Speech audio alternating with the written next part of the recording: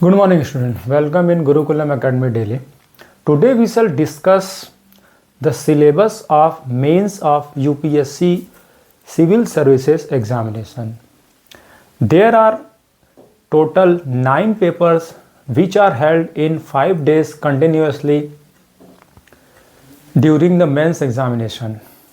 आज हम बात करेंगे कि यूपीएससी सिविल सर्विसेज एग्जामिनेशन के मेंस पेपर में सिलेबस के अकॉर्डिंग कौन कौन से चैप्टर्स और कौन कौन से टॉपिक्स पढ़ने होते हैं। आपने लास्ट क्लास में देखा था कि प्रीलिम्स के 2 पेपर हमने डिस्कस कर चुके हैं कि किस तरह से प्रीलिम्स 1 में स्ट्रेटजी अपनानी चाहिए, प्रीलिम्स 2 जो सीसेट पेपर है उसमें कौन सी स्ट्रेटजी अपनानी चाहिए। आज से हम बात करेंगे कि किस तरह से मेंस में जो 9 पेपर्स होते हैं उन 9 पेपर्स में कौन कौन से स्ट्रेटजी अपनानी चाहिए और मेन टॉपिक्स और सिलेबस क्या होते हैं। इसी सिलेबस के अकॉर्डिंग हम बुक को प्रीफर करेंगे कि कौन कौन से बुक्स पढ़ना है और कितने बुक्स पढ़ने हैं। अलग अलग स्टूडेंट्स के लेवल अलग अलग हो सकते हैं। अगर आप कम बुक्स पढ़कर के भी इस टॉपिक्स पर जो हम आने वाले समय में डिस्कस करेंगे इसमें अगर आप कमांड बना लेते हैं तो आपको कोई ज़रूरत नहीं होती बहुत सारे बुक्स पढ़ने की। इसीलिए देखे होंगे कि आप टॉपर्स जो हैं उनकी स्ट्रेटजी अलग अलग होती है, बुक लिस्ट अलग अलग होते हैं, कोचिंग्स अलग अलग होते हैं। अगर ऐसा होता तो आप देखे होंगे कि किसी एक कोचिंग से ही स्टूडेंट सेलेक्ट होते और बाकी जो दूसरे कोचिंग्स हैं उससे स्टूडेंट सेलेक्ट नहीं होते। लेकिन आप देखते होंगे कि कुछ स्टूडेंट इस कोचिंग से होंगे, कुछ स्टूडेंट सेल्फ स्टडी से होंगे, कुछ स्टूडेंट्स दूसरे कोचिंग से होंगे। तो इसका कंक्लूजन हम देखेंगे कि कोचिंग्स हो या फिर बुक्स हो वो सभी इन टॉपिक्स को डिफाइन करते हैं, लेकिन ये स्टूडेंट्स की कैपेसिटी होती है कि वो किस तरह से इन टॉपिक्स को समझ पाए। तो ज़्यादा डीप में ना जाते हुए हम टॉपिक्स पर बात करेंगे किस तरह से होगा। आज हम बात करेंगे जो 2 क्वालिफाइंग पेपर होते हैं, जो 9 पेपर होते हैं मेंस में, 9 पेपर में से 2 जो पेपर होते हैं वो क्वालिफाइंग होते हैं। उसके सिलेबस को मैंने यहाँ राइट डाउन कर रखा है। पहले क्वालिफाइंग से स्टार्ट करते हैं। जैसे आपने देखा था कि प्रीलिम्स में सी सेट को क्वालिफाइंग रखा गया था, वैसे मेंस में भी 2 पेपर ऐसे होते हैं जो आपको क्वालिफाई करने होते हैं। इसका मेंस में जो है मेरिट में इसके मार्क्स को लिया नहीं जाता है, लेकिन आप क्वालिफाइंग करेंगे तभी आपका मेंस के बाकी पेपर चेक होंगे। तो सबसे पहले क्वालिफाई को डिस्कस करते हैं। दोनों पेपर का सिलेबस लगभग सेम होता है, 2 पेपर होते हैं उसके, तो एक ही वीडियो में इसको डिस्कस कर लेंगे। फिर आने वाले समय में GS1, GS2, GS3, GS4 optional के 2 और ऐसे को लास्ट में डिस्कस करेंगे। वो क्यों मैं आपको बताऊंगा, लेकिन आने वाले समय में इस तरह से डिस्कस करेंगे। आज देखते हैं हम qualifying paper of UPSC CSC mains. तो आप देख सकते हैं मैंने यहाँ पर राइट डाउन कर रखा है यूपीएससी मेंस जो पेपर है क्वालिफाइंग पेपर 1 और 2 भी यही होता है। अब देखिए पेपर 1 में क्या होता है। पेपर 1 में ये होता है कि आपको या तो आप हिंदी लैंग्वेज चुन सकते हैं, हिंदी जो भाषा है उसका पेपर हो जाएगा, या फिर any language of 8th schedule of Indian constitution. कोई भी इंडियन कॉन्स्टिट्यूशन के 8th शेड्यूल में जो लैंग्वेज है उस लैंग्वेज में से आप एक लैंग्वेज चुन सकते हैं। क्यों? क्योंकि आपको अगर एडमिनिस्ट्रेशन में जाना है तो आप इंग्लिश मीडियम के हो, हिंदी मीडियम को हो, कोई भी मीडियम को, एक ऐसा लैंग्वेज आना चाहिए जो इंडिया में जो कॉन्स्टिट्यूशन है उसमें लिखा गया है वैसा लैंग्वेज आपको आना चाहिए, वो भी नॉर्मली। ये नहीं कि एक्सपर्टाइज है, ग्रामर बहुत ज़्यादा टफ आ जाएगा। क्योंकि मैंने बताया था ना कि यूपीएससी के जो 9 पेपर्स हैं 9 के 9 में आप पीएचडी कर सकते हैं, लेकिन यहाँ पर पीएचडी की ज़रूरत नहीं है। तो हिंदी लैंग्वेज आप चूज कर सकते हैं या फिर एनी लैंग्वेज चूज कर सकते हैं, ये आप पर डिपेंड करता है। ज़्यादातर मैक्सिमम जो हम बात करें स्टूडेंट्स वो हिंदी लैंग्वेज ही चूज करते हैं, क्योंकि हिंदी हमारा लगभग इंडिया के बहुत सारे लोग हिंदी पढ़ते हैं। कोई उर्दू भी ले सकते हैं। जो 8th शेड्यूल में जो भी लैंग्वेज है उनमें से आप एक प्रीफर कर सकते हैं। इसमें सेकंड पेपर भी होता है इंग्लिश, वो इंग्लिश कंपलसरी होता है, वो इंग्लिश का पेपर ही होता है। पहला तो आपको दिया है कि आप चूज कर सकते हैं, सेकंड में आपको इंग्लिश ही लेना होगा, इंग्लिश कंपलसरी बोल सकते हैं उसको।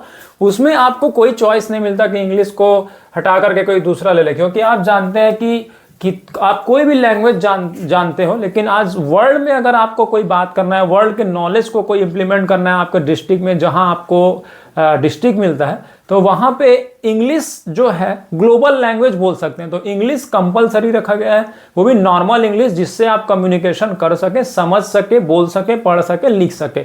एक्सपर्टाइज नहीं है कि बहुत ज़्यादा आपको इंग्लिश लिटरेचर आना हो, तो केवल यहाँ पर आपको बोला जाएगा कि इंग्लिश लैंग्वेज का हल्का फुल्का नॉलेज होना चाहिए। That's why it is a qualifying paper. तो दूसरा जो पेपर होगा, इसका दो पेपर हम जो डिस्कस करेंगे, उसमें से दूसरा जो होगा वो इंग्लिश क्वालिफाइंग पेपर होगा। अब देख लेते हैं कि टॉपिक्स कौन कौन से यहाँ पर इन पेपर्स में लिए जाते हैं। वैसे तो आप क्वेश्चन पेपर का बुक लिए ही होंगे, कोई भी पब्लिकेशन का बुक्स, लेकिन फिर भी मैं आपको बताने की कोशिश करता हूँ। सबसे पहला टॉपिक है कॉम्प्रिहेंशन ऑफ गिवन पैसेजेस। वही है कि पैसेज आएगा, पैसेजेस आएंगे और उसमें से आपको आंसर छांट करके लिखना होगा। जैसे आपने सी सेट पेपर 2 में देखा था, सेम वैसी पेपर हिंदी लैंग्वेज का होगा, या जो भी लैंग्वेज लेते हैं, एक लैंग्वेज दिया जाएगा, वहां पर स्टोरी या फिर कोई भी टॉपिक्स पर डिस्कशन होगा, वहां से आपको कोई भी क्वेश्चन पूछा जाएगा। तो कॉम्प्रिहेंशन ऑफ गिवन पैसेजेस, इसी से पता चलता है कि आप उस लैंग्वेज को पढ़ पाते हैं कि नहीं। कभी आप डिस्ट्रिक्ट में जाते हैं, आपकी पोस्टिंग होती है, कोई भी फाइल्स है या कोई केस आता है, तो उससे रिलेटेड आपको पढ़ना है, तो पढ़ना आ रहा है कि नहीं आ रहा है, फिर उससे रिलेटेड आपको समाधान करना होगा, सॉल्यूशन देना होगा।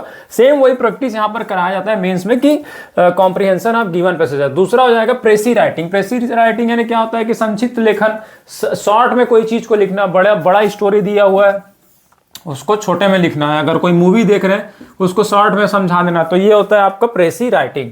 Usage and vocabulary. वोकेबलरी यानी थोड़ा बहुत इस लैंग्वेज का, आप जानते हैं कोई भी लैंग्वेज को टेस्ट करना है तो उसके लैंग्वेज के वोकेबलरी, वर्ड मीनिंग आना चाहिए। तो वर्ड मीनिंग में आप समझ जाइए समानार्थी, विलोम, इस तरह से एंटोनिम, सिनोनिम, इस तरह से आपको उस लैंग्वेज से रिलेटेड इजी नॉर्मली इजी जो है वोकेबलरी आपको आनी चाहिए। उसके बाद शॉर्ट एसे। एसे तो अब एक जो लास्ट पेपर होगा, जो ऐसे के मेंस पेपर है, वो ऐसे तो अलग है। यहाँ पर शॉर्ट ऐसे इस लैंग्वेज में लिखना होगा आपको, नॉर्मल टॉपिक से, जो हम 11, 12, 9, 10 में लिखते रहते हैं। विज्ञान के चमत्कार, वंडर ऑफ साइंस, इस तरह से बहुत सारे ऐसे लिखे होते हैं, उसी में से एक आध ऐसे आपको नॉर्मल लैंग्वेज में लिखना होता है।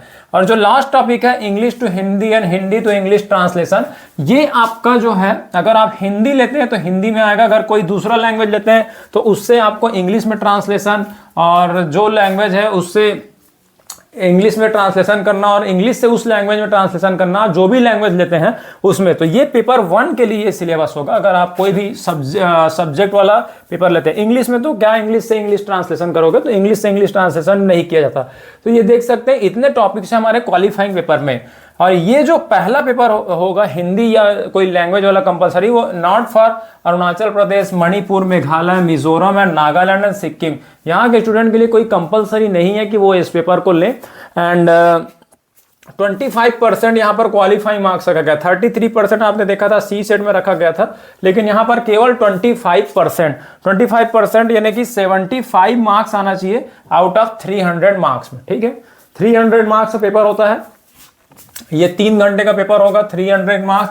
तो 100 में हमको कितना लाना है, 100 का 25%, 25, 200 का हो जाएगा 50 और 300 का हो जाएगा 75। तो इस तरह से देख सकते हैं 75 आउट ऑफ 300 इतना आपको लाना रहता है। ये आपको इजी आ सकता है। हाँ, लेकिन कभी कभी कोई टॉपर्स देखे होंगे कि इंग्लिश में काफी घबराते थे, तो हिंदी और इंग्लिश को थोड़ा थोड़ा हमको पढ़ना होगा, कुछ तो समय देना होगा। क्वालिफाइंग है सी सेट की तरह, कभी कभी इस पेपर की वजह से भी कोई मेंस अपीयर हो तो जाते हैं, लेकिन उनका पेपर चेक नहीं हो पाता। तो कंपलसरी के लिए भी सिलेबस हमने बात कर लिया कि किस तरह से उस लैंग्वेज से आता है। जब हम डिटेल में पढ़ेंगे इसके सब्जेक्ट वाइज, तो कोशिश करेंगे कि इसके क्वेश्चन पेपर को भी पढ़ें और उसके बाद उसको सॉल्व करने की कोशिश करें, और फिर उसके बाद आप अप्रोच कीजिएगा। नेक्स्ट क्लास में हम GS 1 का सिलेबस देखेंगे। GS 1, 2, 3, 4 को पहले देखेंगे, ऑप्शनल के कुछ पेपर्स लेंगे, उसके सिलेबस देखेंगे, लास्ट में एसे का देखेंगे। क्योंकि एसे जो होता है GS 1, 2, 3, 4 को जब आप पढ़ते हैं, उसी में से एसे आता है। एक आपका मूर्त ऐसे आता है, एक अमूर्त ऐसे आता है। मतलब एक आपका फिलोसॉफिकल ऐसे आएगा जो हैबिट वाला आएगा, और एक आपका किसी भी फिजिकल सब्जेक्ट पे ऐसे आएगा। तो ऐसे को हम लास्ट में देखेंगे। फिलहाल हम नेक्स्ट क्लास में GS 1 का सब्जेक्ट देखेंगे। तब तक के लिए आप कोशिश करते रहिए और जरूर क्वालिफाई करिए UPSC CSC। Thank you.